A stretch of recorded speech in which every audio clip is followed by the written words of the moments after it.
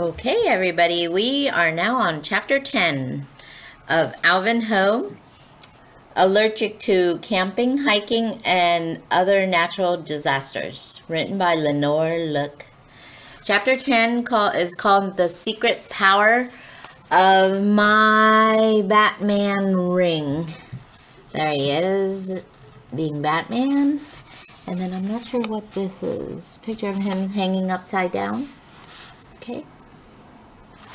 All right.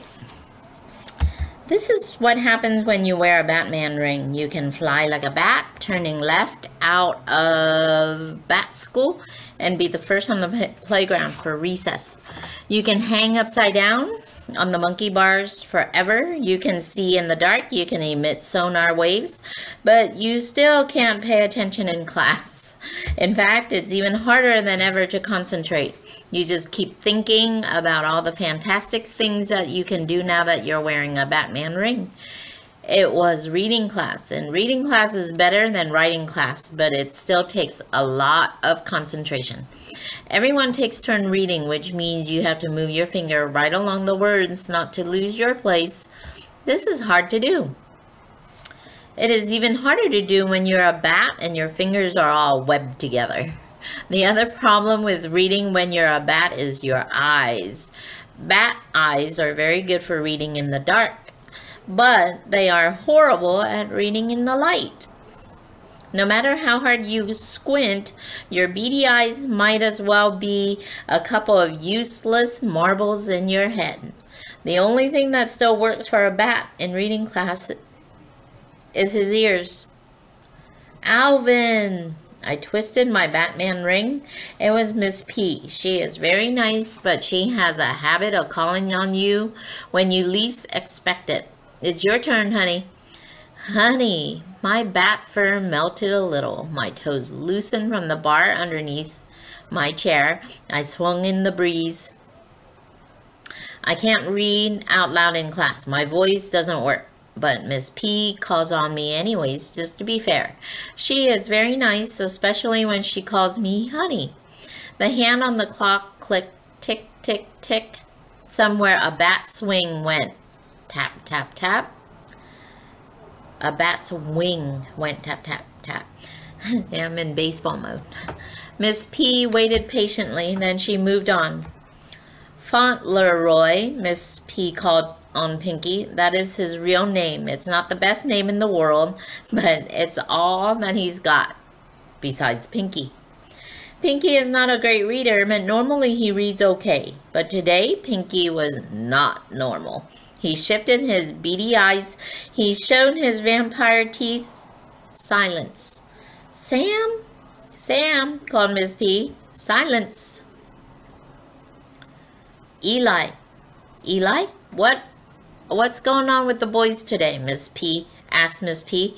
All the girls have read wonderfully, but you boys are acting very strange.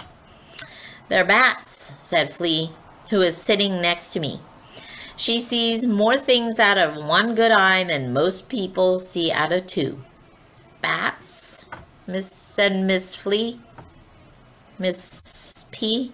You mean pretending to be bats? No, Miss P, said Flea. I mean they're real bats. Ooh, I found a typo. Okay, they're bats, said... Okay, let me just start over, okay? They're bats, said Flea, who was sitting next to me. She sees more things out of one eye than most people out of two. Bats, said Miss P. Not Miss Flea, it says Miss Flea.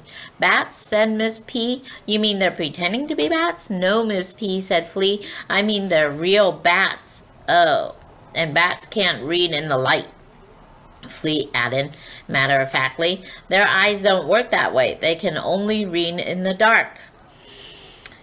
It all started with Alvin's ring, said Sarah Jane.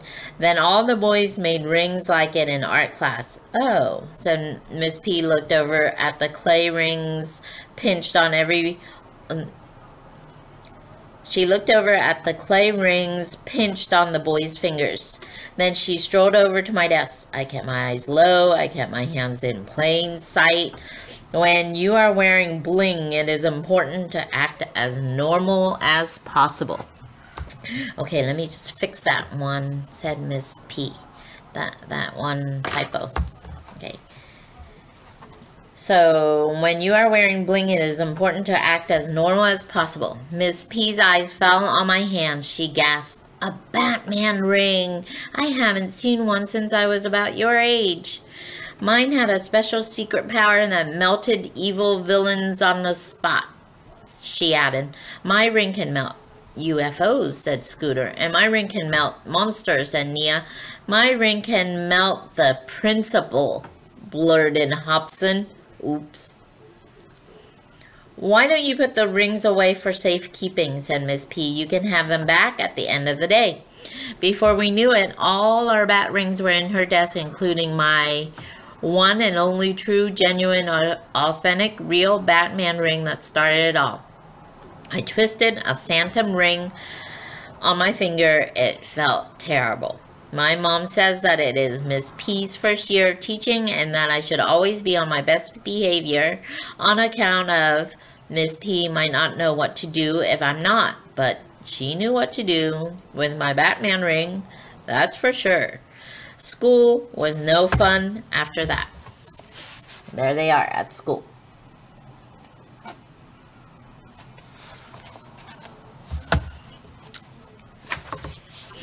"It's a good idea to keep your valuables at home," said Miss P when I finally went to her desk to pick up my Batman ring at the end of the day.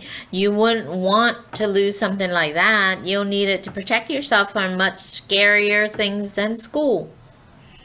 "Much scarier things than school? What would be much scarier than school?" I scratched my head, then I scratched the back of my neck.